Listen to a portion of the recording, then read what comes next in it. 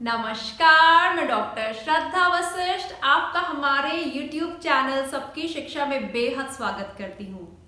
आज हम बात करने जा रहे हैं एक बहुत ही महत्वपूर्ण विषय के बारे में। विषय ये कि अंग्रेजी यानी कि इंग्लिश सीखना क्यों है जरूरी।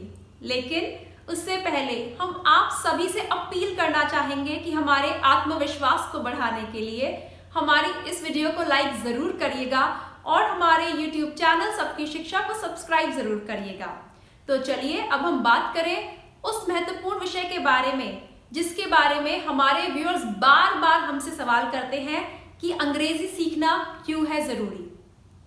लेकिन सबसे पहले हम आपको यह बताना चाहेंगे कि हम अंग्रेजी को एक भाषा मानते हैं। अंग्रेजी एक भाषा ही तो है। सबसे पहले हमें वह भाषा आनी चाहिए जो हमारी मातृभाषा है। दूसरे नंबर पे हमें वह भाषा आनी चाहिए जो हमारे घर के आसपास के लोग बोलते हैं, ताकि हम अपनी बात उन तक पहुंचा सके और उनकी बात हम समझ सके। तीसरे नंबर पर हमें वह भाषा आनी बेहद जरूरी है जिससे हम अपने ज्ञान को, अपनी नॉलेज को, अपनी इंफॉर्मेशन को, जानकारी को बढ़ा सके।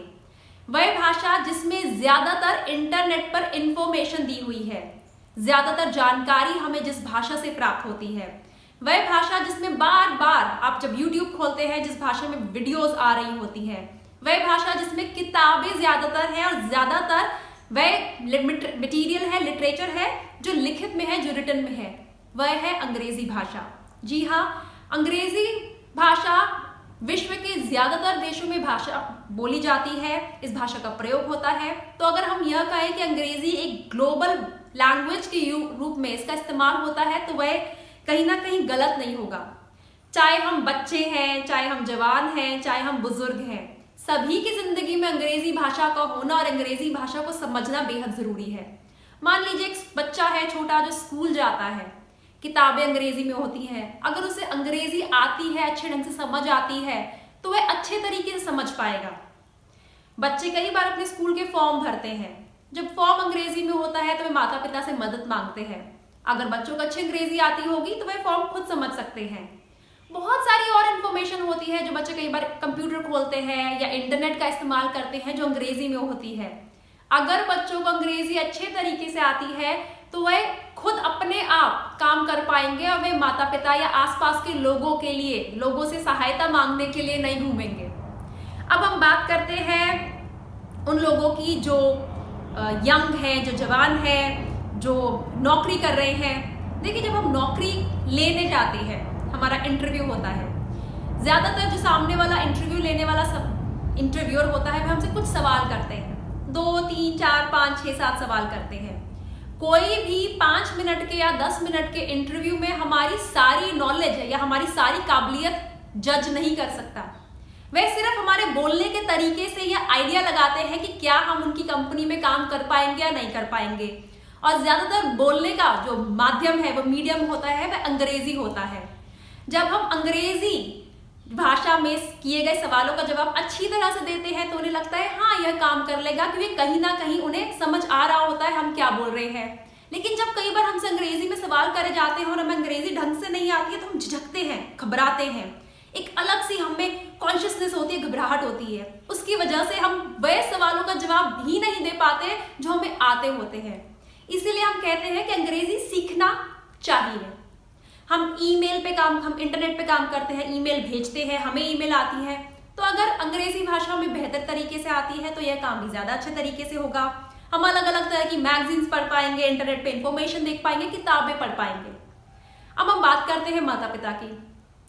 बच्चों के स्कूल में हर महीने, दूसरे या तीसरे महीने PTM होती है, जिसे हम पेरेंट टीचर मीटिंग कहते हैं। कई बार ऐसा होता है कि माता पिता स्कूल में जाने से झिझकते हैं क्योंकि टीचर पता नहीं अंग्रेजी में क्या पूछ ले।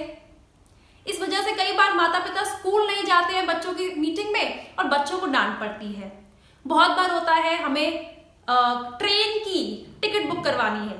अब कैसे बुक करवाएं जी? सारी जो जानकारी है वो अंग्रेजी में बुक करवानी है और हमें अंग्रेजी कम आती है या फिर नहीं आती है। इस वजह से जो एजेंट होते हैं हमसे ढेर सारा पैसा लेते हैं और हमारी टिकट बुक करते हैं, और हमें टिकट का जहाँ 10 रुपए पे करते हैं वहां 15 रुपए देने पड़ जाते हैं, 1.5 गुना देना पड़ जाता है। क्यों? क्योंकि हमारी पकड़ अंग्रेजी भाषा पे ज्यादा नहीं है, वे इसका फायदा उठाते हैं। सरकारी कागजात बनाने होते हैं, आधार कार्ड बनवाना है, या हमें पासपोर्ट बनवाना है, या हमें वोटर कार्ड बनाना है, या बहुत सी और चीजें बनानी है जिसमें जानकारी अंग्रेजी में है, निर्देश या इंस्ट्रक्शंस अंग्रेजी में लिखा है, तब भी बहुत परेशानी होती है। तो इसलिए कहीं ना कहीं अंग्रेजी सीखना आजकल की दुनिया में एक जरूरी सा होता जा रहा है। और जब हम बात करते हैं बुजुर्गों की, हमारे देश में बहुत से बुजुर्ग अकेलेपन की बीमारी से जूझ रहे हैं, अकेलापन खाया जाता है।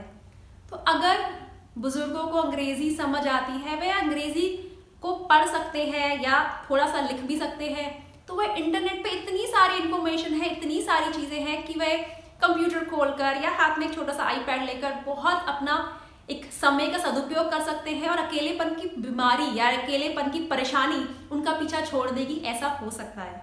साथ ही वह अलग अलग किताबें पढ़ सकते हैं और बहुत सी चीज़ें हैं जो अंग्रेजी भाषा में किताबें हैं या इन्फॉर्मेशन है या रिटन मटेरियल है जो वे पढ़ सकते हैं और उनका समय का सदुपयोग भी होगा। और एक अकेलेपन जिसे हम कहते हैं, एक डिप्रेशन, एक बहुत ही बढ़ती हुई बीमारी है बुजुर्गों में, कहीं ना कहीं उनसे भी उनकी दूरी हो जाएगी। एक बार ये बार मेरे दिमाग में बात आती है कि कितना अच्छा होगा अगर हमारा देश का किसान वह चीजें जान पाएगा, वह बातें जान पाएगा जो पूरे विश्व में कृषि के क्षेत्र में हो रही है। अगर हमारा किसान इंटरनेट खोलकर उस पर अलग अलग जो वेबसाइट्स है उस पर दी हुई जानकारी को पढ़ पाएगा, समझ पाएगा, उसे फसल किस प्रकार से बेहतर कर सकते हैं उसके बारे में जानकारी होगी। हमारे किसान को अपने राइट्स जिसे हम कहते हैं, अपने हक की जानकारी होगी, वह अपने बच्चों को बेहतर स्कूलों में, पास के बेहतर स्कूलों में भेज पाएगा, फॉर्म खुद भर पाएगा। और सरकार के द्वारा बहुत सी योजनाएं चलाई जाती हैं, लेकिन जानकारी किसानों तक नहीं पहुंच पाती क्योंकि कई बार उन्हें अंग्रेजी भाषा पर पकड़ उनकी कमजोर होती है। इस वजह से वह इंटरनेट का प्रयोग नहीं कर पाते, फॉर्म नहीं भर पाते या बहुत सी और परेशानियों का सामना करते हैं। लेकिन इन सब बातों के साथ हम आपको ये बात साफ तौर पर कहना चाहेंगे और बताना चाहेंगे कि अंग्रेजी को हम केवल एक भाषा मान रहे हैं। जितना ज्यादा हम सीखेंगे उतना ज्यादा हम अच्छे रहेंगे, जिंदगी में आगे बढ़ेंगे। तो हम अंग्रेजी को एक भाषा मान रहे हैं और वह भाषा को हम कह रहे आना चाहिए, लेकिन इसका मतलब कतई यह नहीं है कि जिन्हें अंग्रेजी आती है वह उन लोगों से ऊपर है या ज्यादा बेहतर है जिन्हें अंग्रेजी नहीं आती है। जब हमने अपना YouTube चैनल की शुरुआत करी थी तब हमने शुरुआत हिंदी में ही करी थी और अभी हम हिंदी में ही हैं और आगे भी हम हिंदी में ही रहेंगे, वह भाषा जिससे हम लोगों से बात कर सकते हैं। इसीलिए अंग्रेजी भाषा का मतलब अंग्रेजी आना का मतलब कोई गर्व की बात नहीं है या कोई प्राउड की बात नहीं है। अंग्रेजी आती है ताकि हम अपनी जिंदगी को बेहतर बना सकते हैं। आजकल की आधुनिक दुनिया में, आजकल के आधुनिक जीवन में लोगों की बात सुन सकते हैं और उन्हें अपनी बात समझा सकते हैं। तो हम कोशिश कर रहे हैं अपने YouTube चैनल के माध्यम से लोगों को अंग्रेजी सिखाने की, और हम आपको यह भी कहेंगे कि अंग्रेजी सीखने में समय लगता है। बहुत से YouTube चैनल या बहुत से लोग ये दावा करते हैं कि 15 दिन में अंग्रेजी सिखा देंगे, 30 दिन में अंग्रेजी सिखा देंगे, 1.5 महीने में अंग्रेजी सिखा देंगे। हम ऐसा कोई वादा नहीं कर रहे हैं।